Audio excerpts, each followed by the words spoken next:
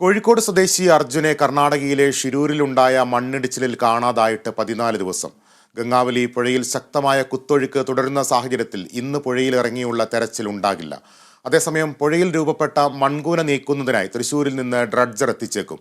ഇതിനു മുന്നോടിയായി തൃശൂർ കാർഷിക സർവകലാശാലയിൽ നിന്നുള്ള വിദഗ്ധർ ഷിരൂരിലെത്തി സ്ഥിതി വിലയിരുത്തും. കൂടുതൽ വിവരങ്ങൾ ആന്റണി ജിസ് ജോർജ് നൽകും. ആന്റണി, ഇന്നലെ ഏതായാലും ഈശ്വർ മൽപ്പയും സംഘവും മടങ്ങിയതോടെ വലിയ നിരാശയിലാണ് കേരളം ആകെ ഉള്ളത്. എന്തായാലും ഇന്ന് കാർഷിക സർവകലാശാലയിൽ നിന്നുള്ള വിദഗ്ധർ അവിടേക്ക് എത്തി സ്ഥിതിഗതികൾ വിലയിരുത്തുമ്പോൾ ഇനി ഏതൊക്കെ രീതിയിൽ ഈ തിരച്ചിൽ നടത്താനാണ് മുന്നിലുള്ള ഒരു ആക്ഷൻ പ്ലാൻ?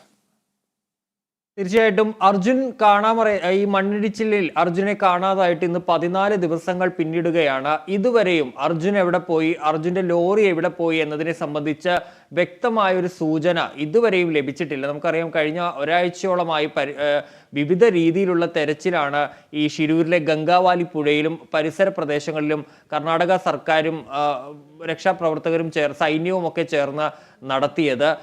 ഓരോ ഘട്ടത്തിലും ഓരോ ഇടത്ത് ആദ്യം കരയിൽ ലോറി ഉണ്ടെന്നുള്ള ഒരു വിവരം ലഭിച്ചു. അതിന്റെ അടിസ്ഥാനത്തിൽ കരയിൽ പരിശോധന നടത്തി. പിന്നീട് പുഴയിലാണ് ഈ ഐബോർഡ് പരിശോധനയിലടക്കം പുഴയിൽ ലോറി ഉണ്ട് എന്ന് വ്യക്തമായി. ആ ലോറിക്കുള്ളിൽ അർജുൻ ഉണ്ടോ എന്ന് അപ്പോഴും വ്യക്തമാകാത്ത ഒരു സാഹചര്യമാണ് ഉണ്ടായത്. പക്ഷേ ഈ ലോറി അടിയിലുണ്ട് എന്ന് വ്യക്തമായിട്ടും ആ ലോറിക്കരികിലേക്ക് എത്താൻ സാധിച്ചില്ല. കാരണം ഈ പുഴയിലെ കുത്തൊഴുക്ക് തന്നെയാണ് പ്രധാന പ്രശ്നമായി നിൽക്കുന്നത്. അങ്ങനെ കഴിഞ്ഞ ദിവസം ഈ നാവികസേന ഇക്കാര്യത്തിൽ പരാജയപ്പെട്ടതോടെ പ്രാദേശിക മുങ്ങൽ വിദഗ്ധനായ ഈശ്വർ മൽപ്പ, ഉടുപ്പി സ്വദേശിയായ ഈശ്വർ മൽപ്പയെ എത്തിച്ചു. അദ്ദേഹം 2 ദിവസങ്ങളിലായി പുഴയിൽ ഇറങ്ങി അടിത്തട്ടിലടക്കം പോയി പരിശോധിച്ചു. പക്ഷേ ഒന്നും കണ്ടെത്താൻ കഴിഞ്ഞില്ല എന്നുള്ളതാണ്. ഇന്നലെ അദ്ദേഹം ഈ ദൗത്യം അവസാനിപ്പിച്ച് മടങ്ങുമ്പോഴും പറഞ്ഞത് ഒന്നും തന്നെ കാണാൻ കഴിയാത്ത അവസ്ഥയാണ്. മുന്നിൽ എന്താണ് ഉള്ളതെന്ന് കാണാൻ കഴിയാത്ത ഒരു അവസ്ഥയാണ്.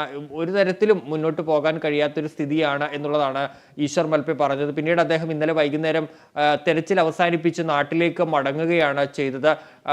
വലിയ പ്രതീക്ഷയോടുകൂടി തന്നെയാണ് ഈശ്വർ മൽപ്പയൊക്കെ വന്ന സമയത്ത് എല്ലാവരും പ്രതീക്ഷിച്ചിരുന്നത്. അതോടുകൂടി ഈ ദൗത്യം ഈശ്വർ മൽപ്പ കൂടി മടങ്ങിയതോടുകൂടി ഈ ദൗത്യം വലിയ അനിശ്ചിതത്വത്തിലേക്ക് നീങ്ങുന്ന ഒരു സാഹചര്യമാണ് ഉണ്ടായത്. നേരത്തെ ഡ്രഡ്ജർ കൊണ്ടുവന്ന ഈ മൺകൂന നീക്കുന്ന കാര്യമടക്കം പരിശോധനയിലുണ്ടായിരുന്നു. പക്ഷേ വേറെ ഇടത്ത് നിന്ന് ഡ്രഡ്ജർ എത്തിക്കുന്ന കാര്യം പ്രതിസന്ധിയായി. അതിനിടയിലാണ് ഇപ്പോൾ കാർഷിക സർവകലാശാലയ്ക്ക് സ്വന്തമായൊരു ഡ്രഡ്ജർ ഉണ്ട്. അത് അഗ്രോ ഡ്രഡ്ജ് ക്രാഫ്റ്റ് മെഷീൻ എന്നാണ് അതിനെ വിളിക്കുന്നത്. ആ മെഷീൻ നിലവിൽ കായലിലെ പോളയും മറ്റും അങ്ങനെയുള്ള സാധനങ്ങളൊക്കെ ചെളിയും ഒക്കെ നീക്കുന്നതിനാണ് കാർഷിക സർവകലാശാല ഉപയോഗിക്കുന്നത്.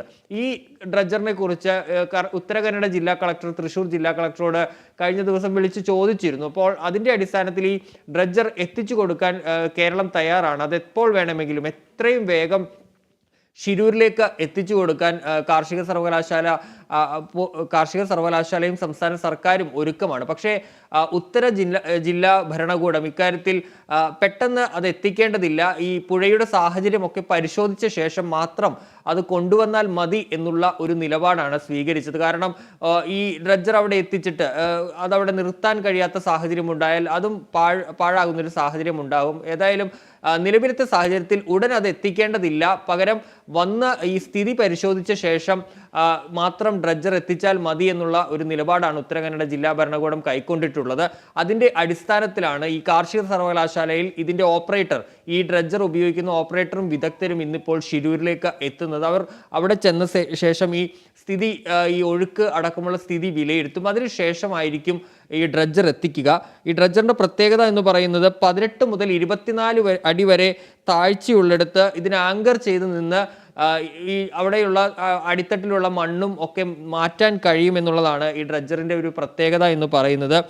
അതുകൊണ്ട് തന്നെ ഹിറ്റാച്ചി, അതായത് നമ്മുടെ സാധാരണ കാണുന്ന മണ്ണുമാന്തി യന്ത്രം ഒരു പ്രത്യേക ബോട്ടിൽ, ഒരു പ്ലാറ്റ്ഫോമിൽ ഉറപ്പിച്ചാണ് ഇത് ഉപയോഗിക്കുന്നത്. സംസ്ഥാന സർക്കാരാണ് കാർഷിക സർവകലാശാലയ്ക്ക് വേണ്ടി ഈ വാഹനം വാങ്ങി നൽകിയിട്ടുള്ളത്. ഏതായാലും ഇത് പ്രവർത്തിപ്പിക്കാനാവുമോ എന്നുള്ള ഒരു സാഹചര്യമാണ് ഇപ്പോൾ പരിശോധിക്കുന്നത്. ഇന്നിപ്പോൾ ആ വിദഗ്ധർ ഷിരൂരിലേക്ക് എത്തുന്നുണ്ട്. അവരെത്തി ഇതിന്റെ സാഹചര്യം പരിശോധിച്ച ശേഷമായിരിക്കും ഡ്രഡ്ജർ ഷിരൂരിലെ ഗംഗാവാലി പുഴയിലേക്ക് എത്തിക്കുക.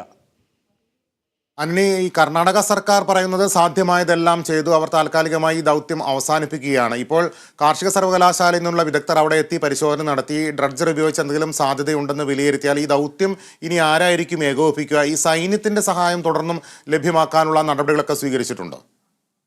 നിലവിൽ കർണാടക സർക്കാർ പറയുന്നത് ഇനി ഒന്നും ചെയ്യാൻ കഴിയില്ല എന്നുള്ളതാണ്. പരമാവധി ഒരു മനുഷ്യന് വേണ്ടി സംസ്ഥാന സർക്കാർ ചെയ്യാവുന്ന ഏറ്റവും പരമാവധി ഒക്കെ ചെയ്തു കഴിഞ്ഞു. പക്ഷേ ഈ കാലാവസ്ഥ പ്രതികൂലമായി നിൽക്കുന്ന സാഹചര്യത്തിൽ ഒരു കാരണവശാലും മുന്നോട്ട് പോകാൻ കഴിയാത്ത ഒരു സാഹചര്യമാണ്. പല വഴികൾ നോക്കി നാവികസേന വന്നു, നാവികസേന ഇറങ്ങുന്നതിൽ പരാജയപ്പെട്ടു. അതിനുശേഷം ഈ പ്രാദേശിക മുങ്ങൽ വിദഗ്ധൻ ഈശ്വർ മൽപ്പയെ കൊണ്ടുവന്നു, അദ്ദേഹവും പരാജയപ്പെട്ടു. അതിനുശേഷം ഇനി എന്ത് എന്നുള്ളൊരു ചോദ്യം ഇന്നലെ മുതൽ തന്നെ കർണാടക സർക്കാരിന്റെ മുന്നിൽ ഉണ്ടായിരുന്നു. അത് തന്നെയാണ് ഇന്നലെ ഈ ദൗത്യത്തിന് ഈ തുടക്കം മുതൽ ഒപ്പം നിന്ന MLA കൃഷ്ണ സെയിൽ വ്യക്തമാക്കിയത്. ഇനി എന്താണ് എന്നുള്ള കാര്യത്തിൽ ഒരു അനിശ്ചിതത്വമുണ്ട്. മാത്രമല്ല ഈ കുത്തൊഴുക്ക് തുടരുന്ന സാഹചര്യത്തിൽ ഒന്നും നടക്കാത്ത സാഹചര്യമാണ് നിലവിലുള്ളത്. അതുകൊണ്ട് തന്നെ ഇത് കുറയാതെ ഒന്നും ചെയ്യാൻ കഴിയില്ല. കാലാവസ്ഥ നല്ല രീതിയിലേക്ക് എത്തുമോ എന്ന് നോക്കിയ ശേഷം തുടർ നടപടികളുമായി മുന്നോട്ട് പോകാമെന്നുള്ള ഒരു നിലപാടാണ് നിലവിൽ ഈ കർണാടക സർക്കാരിന് ഇക്കാര്യത്തിൽ ഉള്ളത്. പക്ഷേ ശിരൂരിൽ അടുത്ത 21 ദിവസവും ശക്തമായ മഴ തുടരുമെന്നാണ് കാലാവസ്ഥാ നിരീക്ഷണ കേന്ദ്രം നൽകുന്ന മുന്നറിയിപ്പ്.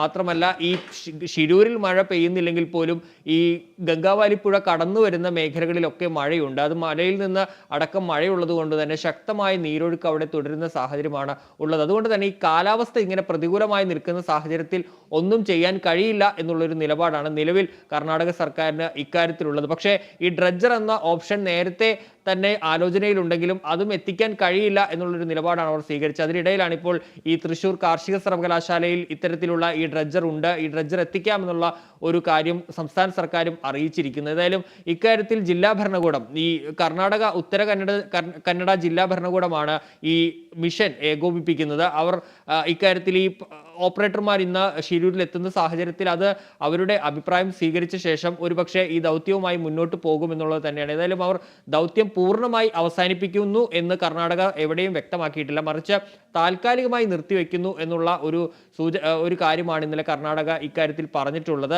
കാരണം കാലാവസ്ഥയാണ് പ്രശ്നമായി നിൽക്കുന്നത്. ഇനി മനുഷ്യസാധ്യമായ ഒരു കാര്യവും ചെയ്യാൻ കഴിയാത്ത സാഹചര്യമാണ് ഉള്ളതെന്നാണ് അവർ പറയുന്നത്. ഏതായാലും ഇക്കാര്യത്തിൽ ഇന്ന് ഈ ഡ്രഡ്ജർ എത്തിച്ച് അവിടെ ഈ ഡ്രഡ്ജറിന്റെ കാര്യം അവിടെ എത്തി വിദഗ്ധർ ഇതവിടെ ആങ്കർ ചെയ്ത് നിർത്തി മണ്ണ് നീക്കാൻ കഴിയുമോ എന്നുള്ള കാര്യം പരിശോധിച്ച് അവർ നൽകുന്ന ഒരു ഫീഡ്ബാക്കിന്റെ അടിസ്ഥാനത്തിൽ ഈ പരിശോധന വീണ്ടും തുടരാനുള്ള സാധ്യതയും തള്ളിക്കളയാൻ എന്തായാലും കഴിയില്ല. ഏതായാലും കേരളം ശക്തമായ സമ്മർദ്ദം കർണാടക സർക്കാരിന് മേൽ ചുമത്തുന്നുണ്ട്. ഇന്നലെ മുഖ്യമന്ത്രി പിണറായി വിജയൻ തന്നെ നേരിട്ട് കർണാടക മുഖ്യമന്ത്രി സിദ്ധരാമയ്യയ്ക്ക് കത്ത് നൽകിയിരുന്നു. ഈ തെരച്ചിൽ അവസാനിപ്പിക്കരുത് എന്ന് ആവശ്യപ്പെട്ടുകൊണ്ടാണ് മുഖ്യമന്ത്രി കത്ത് നൽകിയത്. മാത്രമല്ല ഈ മന്ത്രിമാരടക്കം ഈ മന്ത്രി മുഹമ്മദ് റിയാസ്, മന്ത്രി AK ശശീന്ദ്രൻ അടക്കം ആ ഷിരൂരിൽ എത്തിയിരുന്നു. അവർ ഇക്കാര്യം കൃത്യമായി തന്നെ പറയുകയും ചെയ്തിരുന്നു. ഇന്നലെ മന്ത്രി അടക്കം ആ ആവശ്യം ഉന്നയിക്കുകയും ചെയ്തിരുന്നു. ഇന്നിപ്പോൾ MLA മാർ അവിടെയുണ്ട്. MLA മാർ ഇന്ന് ഉന്നതതല യോഗം ചേരുമ്പോൾ ഈ തെരച്ചിൽ തുടരണം എന്നുള്ളൊരു കാര്യം ഈ രാവിലെ 9 മണിക്ക് ചേരുന്ന ഉന്നതതല യോഗത്തിൽ ഉന്നയിക്കുമെന്ന് വ്യക്തമാക്കിയിട്ടുണ്ട്. അവർ അക്കാര്യം തന്നെ തുടരും. മാത്രമല്ല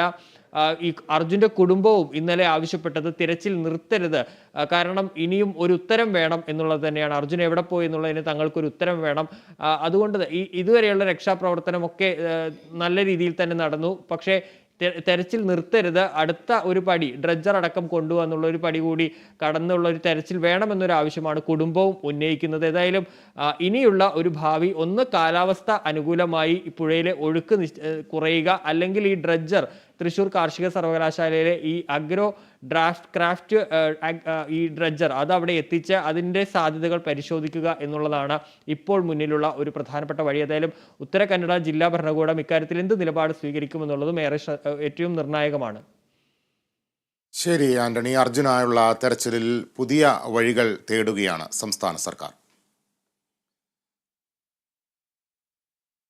മറ്റു വാർത്തകളിലേക്ക്. കോൺഗ്രസിലെ തർക്കത്തിൽ കടുംപിടുത്തവുമായി പ്രതിപക്ഷ നേതാവ്